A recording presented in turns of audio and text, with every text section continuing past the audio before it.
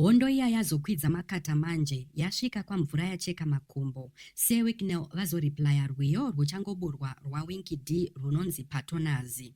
Apo gafa rinotsoropodza vanhu vese vari kupemha motokari kubva kumbinga. Mune rumwe rwiyo kubva muEP imwe cheteyo pane song inonzi Zvatanga. Winky D anoimba achiti handitengeke nemota ka. Mhuri yeZimbabwe kusangana zvakare panonzi pano patinokupakurirai dzese dziri kupisa pasocial media nemunyika yedu yeZimbabwe. Kana iri first time yenyu kuvawo pano, ndapota bayai apo pakanzi subscribe kana kuti follow, mobva malaika nekushayawo vhidhiyo rino. Izvi zvinobatsira kuti risvike kure kune hama neshamwari dzenyu dzisati dzariona.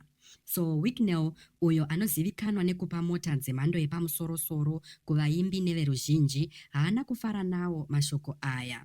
Anova nhasi abva azopindura manzwi aWinky D achiti Winky D ari kungotsvaga attention kubva kwaari.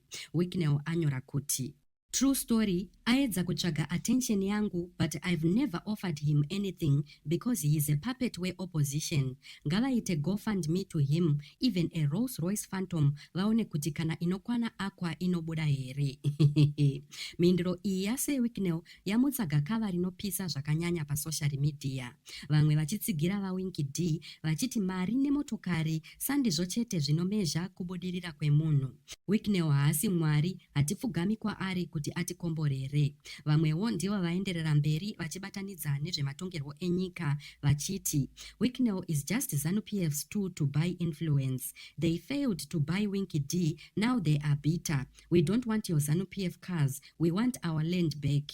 ZANU-PF is known globally for buying influential people. In Winky D's case, they failed. Gaffer stands his ground, Tongomuda akadaro.